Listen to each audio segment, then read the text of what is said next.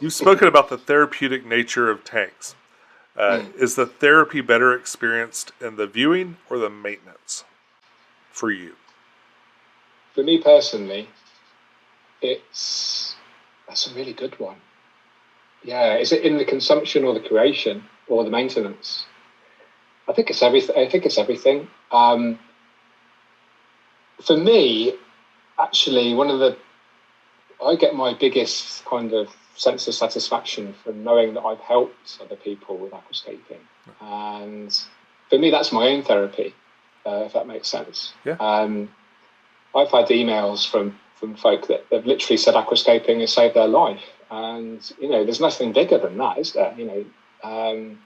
So that's a really beautiful side of the hobby. For me personally, there's nothing. A few things that I like better than just sitting down with my wife. We've got a lovely couch opposite the discus tank there, and we'll just sit there and we'll have a chat, and we'll just look at the tank together. Sometimes in silence, and it's just taking yourself out of your own head. Sometimes, you're actually just consuming a slice of nature, and that is super powerful. And yeah, that's really therapeutic and mindful.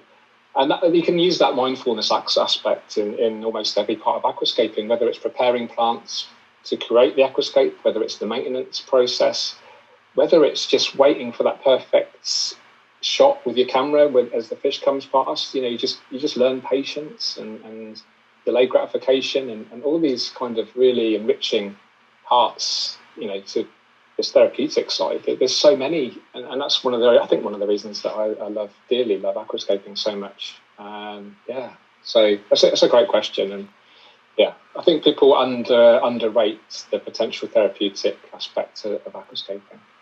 A lot of people have, in a friendly way, have given me a hard time about how many aquariums I have. Right now, I have about 15 aquariums, and not all of them are maintained probably to the standard I should because there's just so many.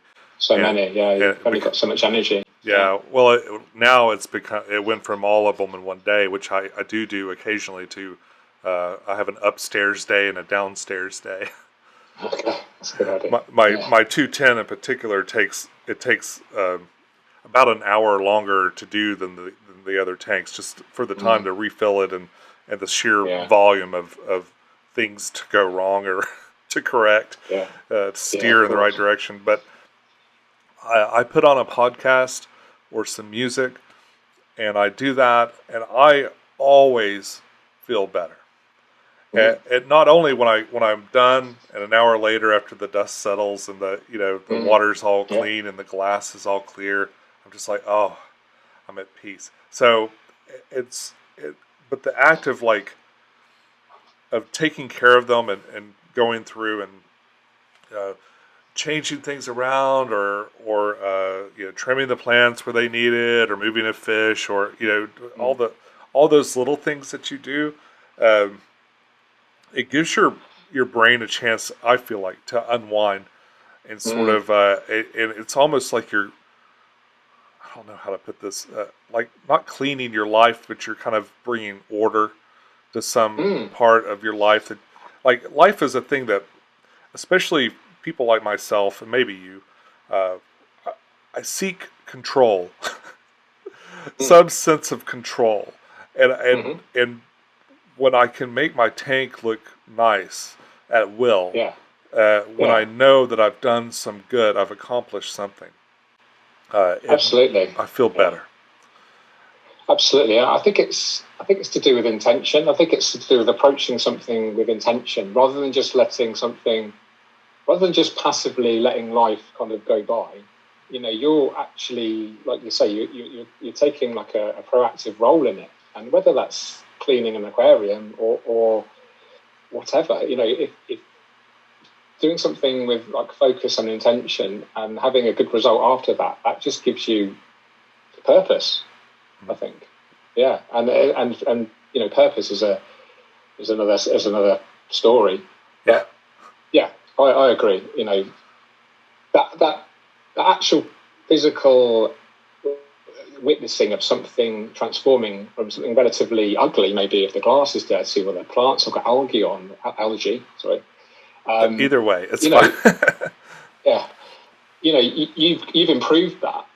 You get a sense of well-being, you get a sense of accomplishment from that, and a sense of purpose. At a fundamental level, my purpose at that time and point is to make that aquarium look better, and I've done that, and now I feel good because the livestock lives probably improved because you've refreshened the water. You've cleaned the filter, you've cleaned the CO2 diffuser, or whatever aspect of maintenance that you've done, you've improved that thing, and you've improved the viewing experience of it. You've got that sense of positivity, and it's just absolutely. I'm completely with you on that, on the therapeutic / taking control of something.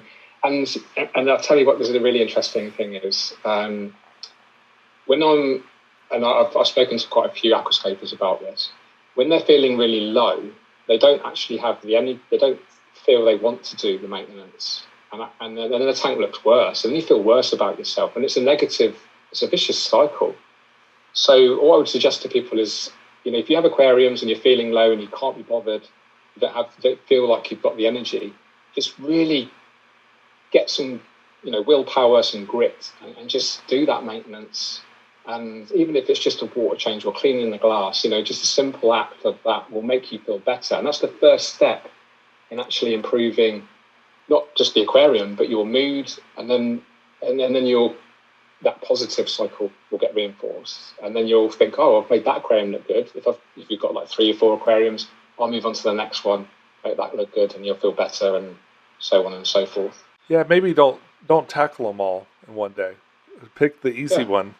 Pick the easy one and start there, and just kind of build that positive energy, that positive momentum to go towards. Because it can be overwhelming, can't it? If you've got 15 aquariums and they're all looking crappy, that is overwhelming. But just tackle one at a time, and then go from there. I seem to always have one that's just like